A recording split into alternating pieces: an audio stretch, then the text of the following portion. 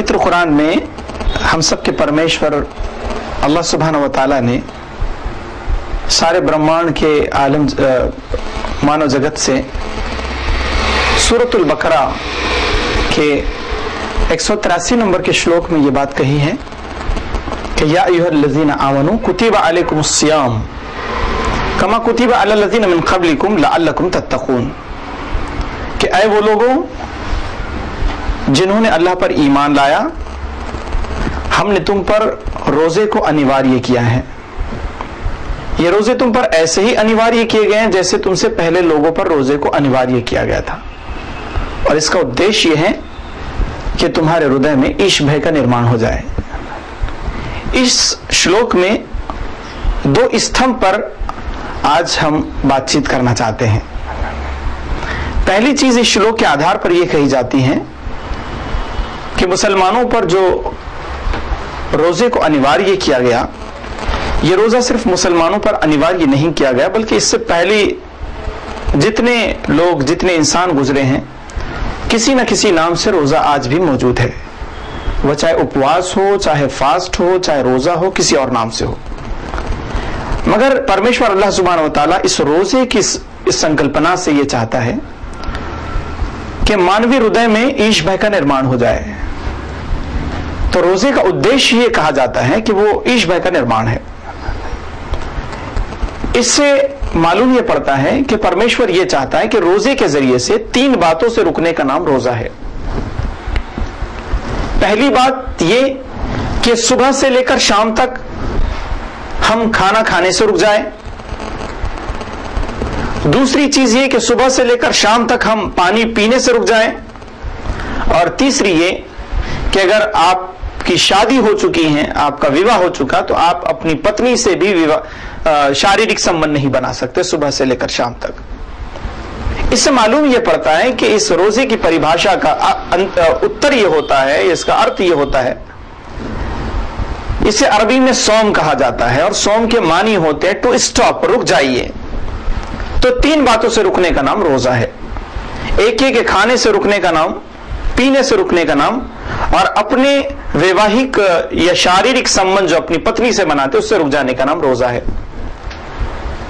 इससे मालूम यह पड़ता है कि परमेश्वर अल्लाह सुब्हानहू व तआला हमको ट्रेनिंग दे रहा है। यह हमारे लिए प्रशिक्षण दिवस है कि जिसमें हमको इस बात का प्रशिक्षण दिया जा रहा है कि देखो, अगर अल्लाह के आदेश के अनुसार तुम सुबह से लेकर शाम तक कुछ नहीं खाते, तो क्या नहीं खाते? वो तमाम चीजें जो आपके लिए जायज हैं, हलाल है, जो आपने अपनी कसट की कमाई से अगर एक निवाला कमा कर लाया तो आप वो भी नहीं खा सकते। तो परमेश्वर आपसे साइलेंट ये संदेश दे रहा है, खामोश संदेश ये दे रहा है कि ऐ इंसानों, अगर अल्लाह के आदेश के अनुसार सुबह से लेकर शाम तक तुमने हलाल चीज भी नहीं खाई, तो एक महीने की ये ट्रेनिंग, ये शिक्षा प्रणाली आपको इस बात के लिए ट्रेन कर रही है कि अगर एक महीना अल्लाह के आदेश के अनुसार तुमने अपना हलाल खाना नहीं खाया, तो साल के 11 महीनों में लोगों का हराम नहीं खा सकते, लोगों का गला नहीं काट सकते। दूसरा संदेश यह मिलता है कि सुबह से लेकर शाम तक अगर आपको पानी नहीं पीना है, तो कौन सा पानी नहीं पीना है? वो शुद्ध पानी भी नहीं पीना है जिसको यहां पर मुसलमानों के पास आबे जमजम कहते हैं, हमारे हिंदू भाइयों के पास गंगा जल कहते हैं।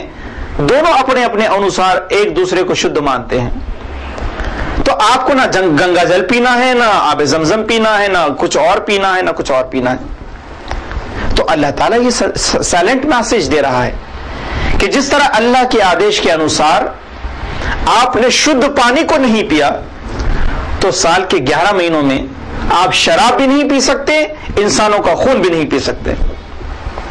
तीसरा साइलेंट मैसेज परमेश्वर हमसे दे रहा है कि ऐ लोगों, अगर तुम रोजा रखते हुए अपनी पत्नी, जो आपके लिए लीगल है, जायज है, तो अपनी पत्नी से भी शारीरिक संबंध नहीं बना सकते सुबह से लेकर शाम तक, तो साइलेंट अल्लाह सुब्हानहू व तआला ये मैसेज दे रहा है, संदेश दे रहा है कि जिस तरह अल्लाह के आदेश के अनुसार आपने अपनी बीवी को भी अपने ऊपर हराम समझ लिया, उसको हाथ नहीं लगाएं, तो फिर साल के 11 महीनों में किसी की बहू किसी की बेटी और किसी की पत्नी पर आप गलत नजर कैसी डाल सकते हैं? इसलिए कहते हैं कि रमजान मुबारक, ये पवित्र महीना, ये हम सब के लिए प्रशिक्षण दिवस है, ट्रेनिंग के डेज है। इस ट्रेनिंग में हमको इस बात की ट्रेनिंग दी जा रही है कि देखो, हलाल और हराम को बराबर ख्याल रखो। अपनी पत्नी को अगर रोजे में हाथ नहीं लगाते तो साल के 11 महीनों में किसी और पर नजर नहीं डाल सकते। पहला संदेश रमजान, पवित्र रमजान हमसे ये देता है। दूसरा संदेश तकवा है, जिसे कुरान ने कहा कि रोजे का उद्देश्य यह है कि लअल्लकुम तत्तकून, यानी इस रोजे की इस परिभाषा से, इस रोजे की संकल्पना से परमेश्वर मानवीय हृदय में ईश भर का निर्माण चाहता है।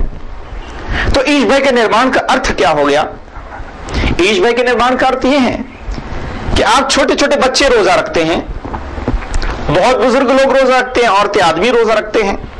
बहुत शिद्दत से हमको भूख लगती है, बहुत जोर से भूख लगती है, कोई नहीं देखता, हम अपने किचन में होते हैं, खाना सामने होता है, लेकिन हम सोचते कोई नहीं देखता, मगर मेरा परमात्मा अल्लाह सुब्हानहू व तआला मुझे देखता है। छोटे छोटे बच्चे जब प्यास लगती है तो सोचते हैं मुझे कोई नहीं देखता, चलो फ्रिज में से एक घुट पानी पी लेते हैं, बड़ी गर्मी है, मगर दिल में ख्याल आता है कि मुझे कोई नहीं देखता, मेरा परमात्मा परमेश्वर अल्लाह सुब्हानहू व तआला देखता है।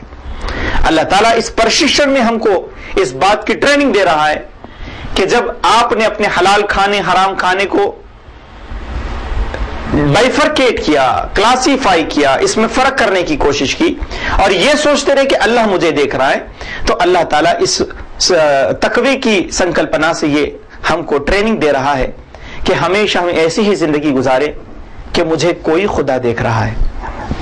आज पूरी दुनिया में जितने करप्शंस हो रहे हैं, जितनी अपराधनीय गतिविधियां हो रही है, अगर हर अपराधीय गतिविधियां के पीछे अगर कोई चीज काम करती है तो यही होता है कि लोग ये समझते हैं कि मुझे कोई नहीं देख रहा है। लोग पुलिस डिपार्टमेंट के डर से क्राइम नहीं करते हैं, कुछ लोग सीसीटीवी कैमरे के डर से चोरी नहीं करते हैं, कुछ लोग कोर्ट ऑर्डर की वजह से कुछ अच्छे काम करने की कोशिश करते हैं, मगर परमात्मा अल्लाह सुब्हानहू व तआला आपको यह ट्रेनिंग दे रहा है कि दुनिया का खौफ नहीं, दुनिया का भय नहीं होना चाहिए। अगर किसी का भय मानवीय हृदय में निर्माण होगा तो अल्लाह सुब्हानहू व तआला का होगा। हमेशा तुम्हें यह देखना है कि तुम्हें अल्लाह की आंख देख रही है। कोई सीसीटीवी कैमरा देखे ना देखे, मगर परमात्मा अल्लाह सुब्हानहू व तआला की आंखें हमेशा आपको देख रही है। उसके मेगापिक्सल बहुत बड़े होते हैं। दूसरी चीज जो रोजे की संकल्पना से इस पवित्र रमजान के अवसर पर हमको बातचीत रखनी है, वो है सूरह बकरा की श्लोक नंबर 185।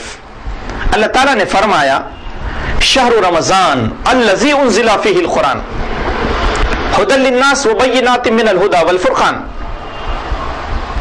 कि रमजान का पवित्र महीना वो है जिसमें परमेश्वर अल्लाह सुब्हानहू व तआला ने पवित्र कुरान को अवतरित किया, और इसलिए अवतरित किया ताकि ये पवित्र कुरान मानव जगत के लिए ये संदेश है, ये गाइडेंस है और ये हिदायत है, यानी गाइडेंस का बुक है, जो सिर्फ मुसलमानों की किताब नहीं है बल्कि इस दुनिया में बसने वाले हर इंसानों का कुरान ये संदेश है।